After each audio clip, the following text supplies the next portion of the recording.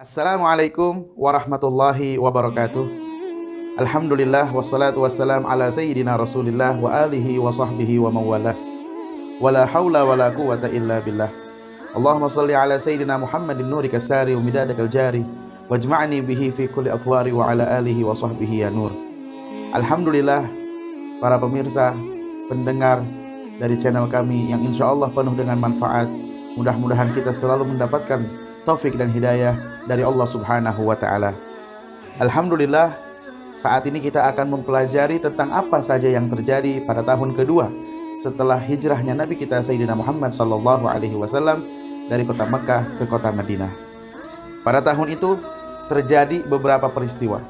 Di antaranya adalah Ghazwah sebagaimana yang telah kita pelajari pada pertemuan sebelumnya, bahwa peperangan di zaman Nabi sallallahu alaihi wasallam itu terbagi menjadi dua. Ada yang dinamakan Ghazwah, ada yang dinamakan Sariyah. Apa itu Ghazwah? Ghazwah adalah peperangan yang dihadiri oleh Nabi kita Sayyidina Muhammad sallallahu alaihi wasallam. Sedangkan Sariyah adalah peperangan yang diperintahkan oleh Nabi agar mereka berangkat ke satu tujuan, namun Nabi sendiri tidak ikut serta dalam peperangan itu. Maka dalam tahun kedua ini terjadi beberapa peristiwa dalam hal peperangan tersebut. Di antaranya adalah Ghazwah Waddan, Ghazwah Buat, Ghazwah Usyairah, Ghazwah Badar Ula, Ghazwah Qarqaratil Kadri. Dan pada itu semua tidak terjadi peperangan sama sekali. Mengapa demikian?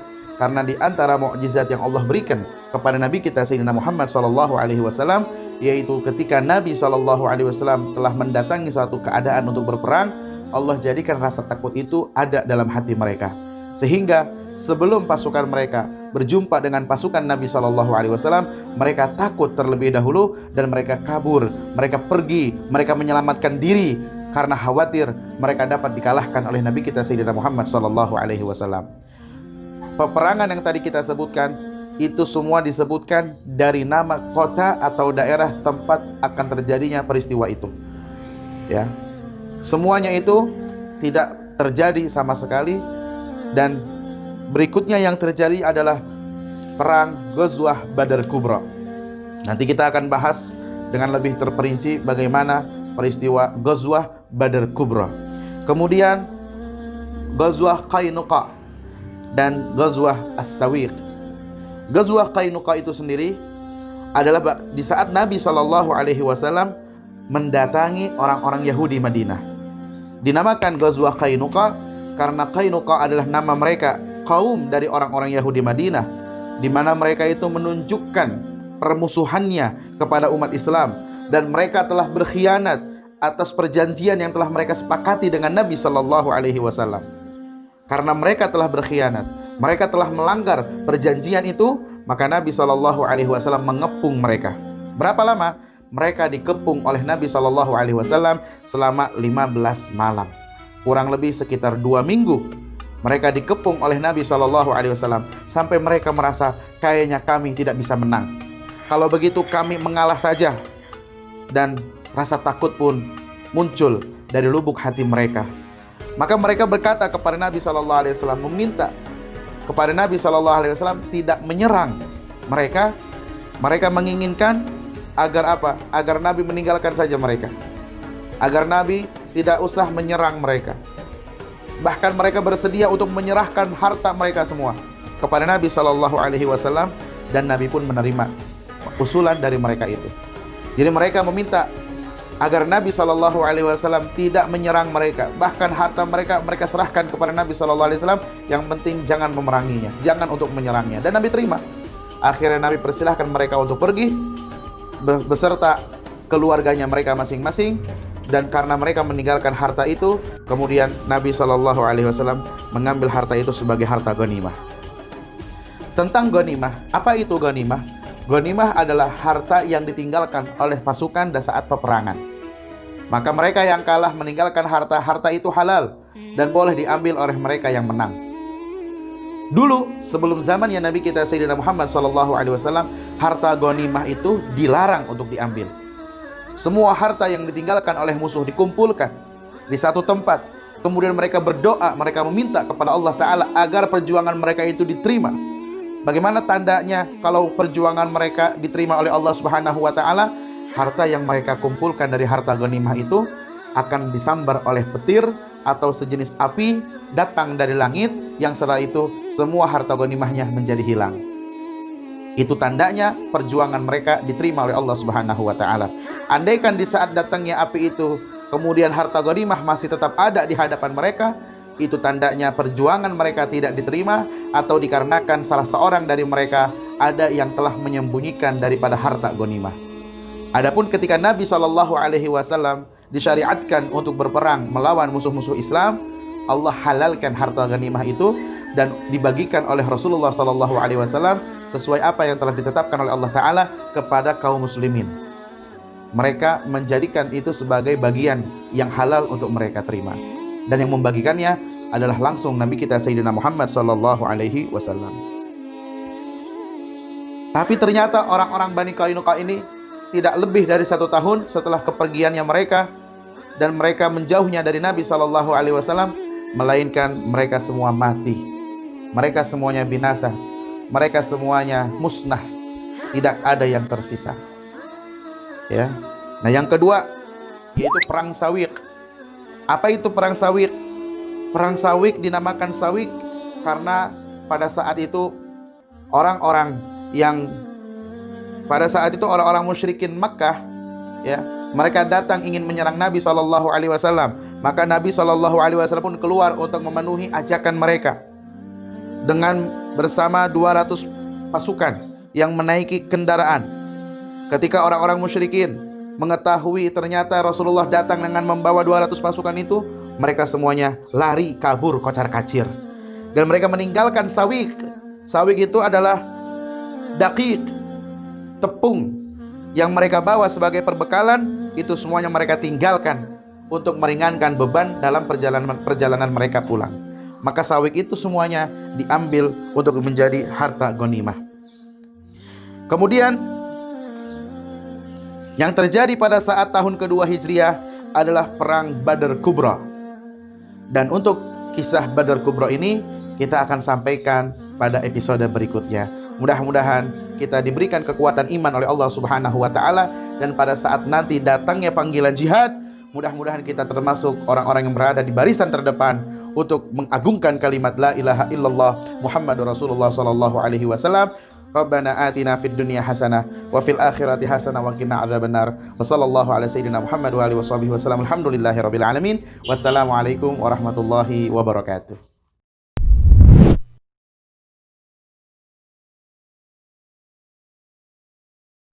Assalamualaikum warahmatullahi wabarakatuh. Alhamdulillah wassalatu wassalamu ala sayyidina Rasulillah wa alihi wa sahbihi wa mawalah wa la hawla wa la quwata illa billah. Kita masih membahas tentang kejadian-kejadian yang terjadi pada tahun kedua setelah hijrah Nabi kita Sayyidina Muhammad sallallahu alaihi wasallam. Pada tahun itu terjadi perang Ghazwah Badar Kubra, yang dimana Ghazwah Badar Kubra itu mempunyai nama lain yaitu Al-Furqan. Karena pada saat itu Allah Subhanahu wa taala menunjukkan antara yang hak itu hak dan yang batil itu batil. Di antara doa yang diajarkan oleh para ulama kita, hendaknya kita senantiasa berdoa, Allahumma arinal haqqa haqqan warzuqna ittiba'ah wa arinal batila batilan warzuqna ijtinabah. Ya Allah, perlihatkanlah kepada kami mana yang hak itu hak untuk kami ikuti, dan mana yang batil itu batil untuk kami dapat hindari. Maka perang Ghazwatu Badar Kubra itu adalah pemisah antara yang hak dengan yang batil. Setelah pertempuran itu, Allah Subhanahu wa taala menunjukkan keagungannya Islam dan seluruh umat Islam. Dan Allah Subhanahu wa taala mengangkat bendera kejayaannya umat Islam. Allah Subhanahu wa taala menjadikan hancurnya kemusyrikan dan leburnya pondasi-pondasi kemusyrikan. Ketika kita bertanya apa sebab pertempuran Ghazwah Badar Kubra itu terjadi, sebabnya adalah Nabi kita Sayyidina Muhammad sallallahu alaihi wasallam, beliau keluar dari kota Madinah bertujuan untuk menghadang kafilah yang dipimpin oleh Abu Sufyan ibn Harbin. Saat itu Abu Sufyan berangkat ke negeri Syam. Ketika Nabi SAW mendengar kepulangan kafilahnya Abu Sufyan, yang membawa dagangan dari orang-orang Quraisy, maka Nabi SAW mengajak para sahabat untuk mengambil bagian mereka yang dibawa oleh Abu Sufyan itu. Maka berangkatlah Nabi SAW dengan sahabat-sahabatnya, pada kala itu berjumlah 313 orang. Ketika orang-orang Quraisy, yaitu Sayyidina Abu Sufyan, mengetahui kedatangannya Rasulullah SAW yang berniat untuk menghadang atau mengambil alih kafilah yang dibawanya itu, akhirnya ia menulis surat kepada Abu Jahal, dan diutuslah 950 orang untuk menghadapi 313 pasukan muslimin yang dipimpin oleh Rasulullah SAW. Kemudian pada saat itu terjadilah pertempuran yang sangat sengit, dan Allah Subhanahu wa taala memberikan bantuan kepada umat muslimin, yaitu dengan didatangkannya malaikat. Maka kalahlah orang-orang musyrikin itu, dan umat musliminnya dapat membunuh mereka dengan jumlah yang besar, yaitu 70 orang dari orang-orang kafir Quraisy yang mati di waktu itu, dan umat muslimin dapat menawan 70 orang dari mereka. Sedangkan umat muslimin yang meninggal pada saat itu berjumlah 14 orang. Dari 313 pasukan yang dibawa oleh Nabi SAW yang gugur dalam medan perang dan meninggal dunia dalam keadaan syahid berjumlah 14 orang. Di antara mereka yang mati dari kalangan kafir Quraisy yaitu Abu Jahal. Dan kematian Abu Jahal oleh dua pemuda yang usianya dikatakan masih belasan tahun. Dia datang dalam peperangan itu hanya untuk menyerang yang namanya Abu Jahal. Kedua pemuda itu berdiri di kanan dan di kirinya Sayyidina Abdurrahman bin Auf. Kemudian masing-masing bertanya kepada Sayyidina Abdurrahman, "Wahai paman, mana yang namanya Abu Jahal?" Maka ketika ditanya oleh Sayyidina Abdurrahman bin Auf, "Emang ada apa engkau? Apa urusannya engkau dengan Abu Jahal?" Maka kata mereka, "Aku ingin membunuhnya, aku ingin menyerangnya, aku ingin menghabisinya, disebabkan ku telah mendengar bahwa dialah orang yang paling jahat kepada Nabi kita Sayyidina Muhammad SAW." Akhirnya ketika Sayyidina Abdurrahman bin Auf melihat adanya Abu Jahal di barisan orang kafir Quraisy itu, kemudian beliau katakan, "Wahai anak muda, Abu Jahal yang kau cari ada di sana. Tuh, di sana." Maka kedua pemuda itu pun menyambar bagaikan sambaran petir, menyerang daripada Abu Jahal, dan akhirnya Abu Jahal pun jatuh tersungkur. Ya, Abu Jahal dengan kesombongannya jatuh tersungkur oleh anak-anak muda. Mudah-mudahan kita para pemuda yang mempunyai semangat juang untuk menegakkan syariat Allah, berjuang di barisannya Rasulullah SAW, kita dapat menegakkan yang hak itu hak dan menghancurkan kebatilan itu dengan sehancur-hancurnya kebatilan. Kemudian Nabi kita Sayyidina Muhammad SAW memerintahkan kepada para sahabat untuk menyiapkan kuburan-kuburan kepada mereka yang gugur di perang itu. Baik untuk kuburan kaum musliminnya yang berjumlah 14 orang syuhada, ataupun kuburan yang disiapkan untuk orang-orang kafirnya yang berjumlah 70 orang dikubur agar jasad mereka tidak termakan oleh binatang-binatang buas yang memakan bangkai manusia. Ini diantara kasih sayangnya Rasulullah SAW. Bahkan kepada orang-orang kafir pun Rasulullah punya perhatian kepada mereka, yaitu memberikan satu tempat yang layak kepada mereka yang sudah meninggal, yaitu tempat yang paling baiknya bagi mereka adalah dengan cara dikuburkan. Maka ketika umat muslimin pulang kembali ke kota Madinah, orang-orang Madinah mereka semua menyambut dengan antusias, menyambutnya dengan kegembiraan, dan mereka membacakan tala'al badru alaina min thaniyatil wada' wajib syukru alaina ma da'a lillahi da'. Ada peristiwa yang menarik di perang Badar itu, yaitu ketika Nabi SAW sedang merapihkan barisan pasukan umat Islam. Maka ada salah satu di antara sahabat Nabi yang bernama Sawad bin Ghaziyah. Dia ini seorang sahabat yang orangnya dikatakan punya badan besar, dan pada saat itu dia keluar dari barisan. Nabi SAW memegang tongkat, meluruskan barisan mereka, dan ketika itu Sawad bin Ghaziyah dia keluar dari barisan, maka dipukul oleh Nabi SAW dengan tongkat itu sambil mengatakan, "Luruskan safmu wahai Sawad, luruskan safmu wahai Sawad." Maka kemudian sahabat itu mengatakan, "Ya Rasulullah, engkau telah menyakitiku, engkau telah memukul aku, engkau telah menjadikan aku luka dari tubuhku ini. Sedangkan engkau diutus oleh Allah Ta'ala dengan yang hak, dan diutusnya engkau dengan keadilan. Maka aku ingin apa yang telah kau lakukan dibalas di hari ini juga. Para sahabat bingung. Ini orang kurang ajar banget begitu. Ingin melakukan balasan atas apa yang telah diperbuat oleh Rasulullah SAW kepada dirinya. Maka ada sahabat yang mengacung, ya Rasulullah, biarkan dia membalasnya kepadaku saja. Karena kami tidak rela jika ada sesuatu yang menyakiti dirimu, wahai Rasulullah SAW. Maka kemudian Nabi SAW mengatakan, cukup, biarkanlah apa yang dia inginkan agar melakukannya. Maka kemudian Nabi SAW mempersilahkan kepada Sawwad itu untuk melakukan hal yang sama yang telah dilakukan oleh Rasulullah SAW kepadanya. Maka ketika Rasulullah persilahkan sahabat itu untuk membalasnya apa yang telah diperbuat, ternyata yang terjadi, sahabat itu memeluk Nabi kita Sayyidina Muhammad SAW dan mengatakan, ya Rasulullah, aku melakukan hal yang seperti ini karena aku ingin mudah-mudahan tubuhku yang menempel denganmu menjadikan keadaan yang terakhir dari kehidupanku ini di muka bumi. Karena mungkin dia merasa bahwa peperangan yang akan dia lakukan pada hari itu menjadi peperangan yang terakhir, dan perjumpaannya dia dengan Nabi SAW menjadi perjumpaannya yang terakhir. Mudah-mudahan dengan telah memeluk tubuhnya Nabi SAW, Allah Ta'ala perkenankan untuk berjumpa kembali dengan Rasulullah nanti di akhirat kelak. Maka Nabi SAW mendoakan untuknya kebaikan-kebaikan. Dan yang terjadi juga pada perang Badar itu, setelah berakhirnya peperangan, Nabi SAW bermusyawarah kepada para sahabat. Ini kita punya 70 tawanan.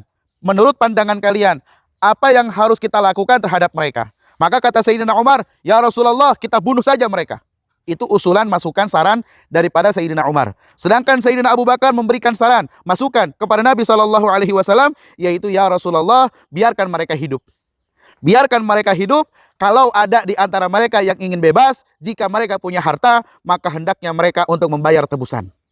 Dan uang yang telah diberikan olehnya sebagai tebusan itu dapat kita gunakan untuk kekuatan umat Islam, untuk melawan orang-orang kafir Quraisy.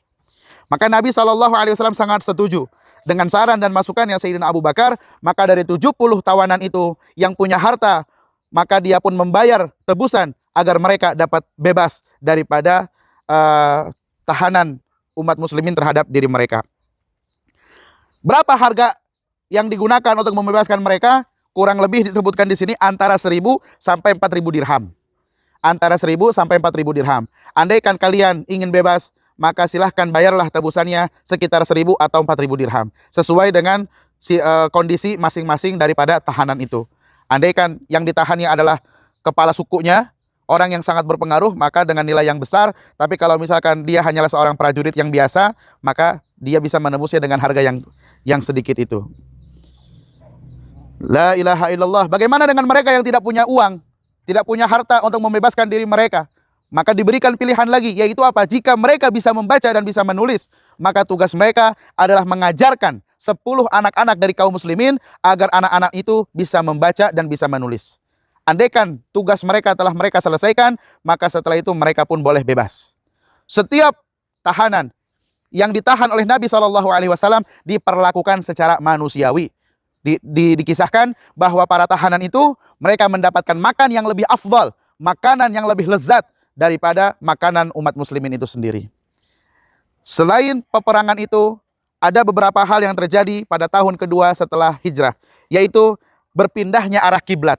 Yang awalnya umat muslimin ketika sholat mereka menghadap ke Baitul Maqdis, kemudian pada tahun kedua setelah hijrah berpindahlah arah kiblatnya sehingga menghadap ke arah Ka'bah. Berapa lama umat muslimin sholat menghadap Baitul Maqdis? Kurang lebih sekitar 16 bulan lamanya.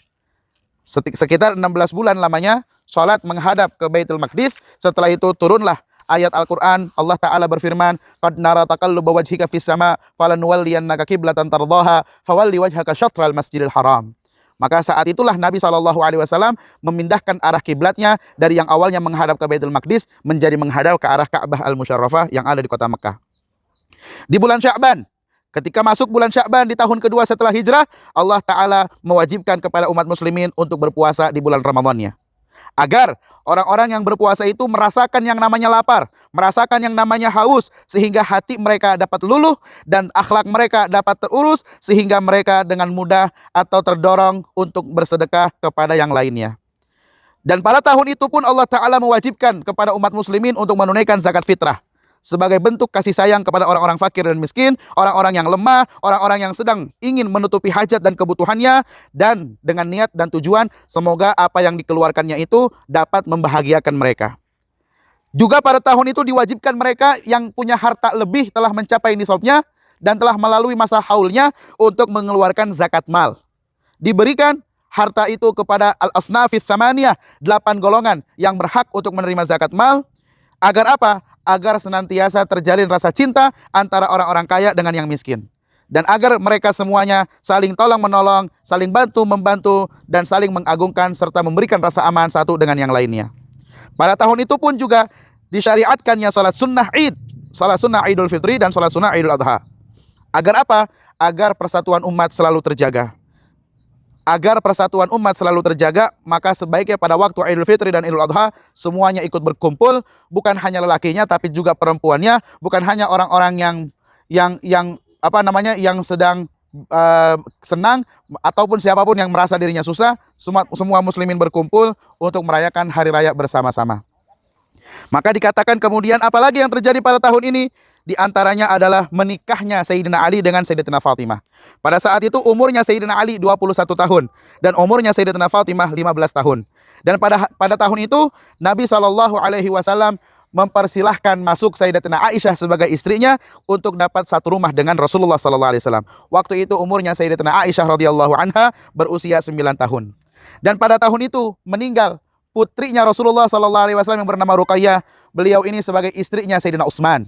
Maka ketika ada orang yang datang ke kota Madinah menyampaikan kabar gembira tentang kemenangannya umat Islam di perang Badar, pada saat itu orang-orang Madinah sedang merasakan sedih. Mengapa? Karena Ruqayyah putrinya Nabi SAW meninggal dunia.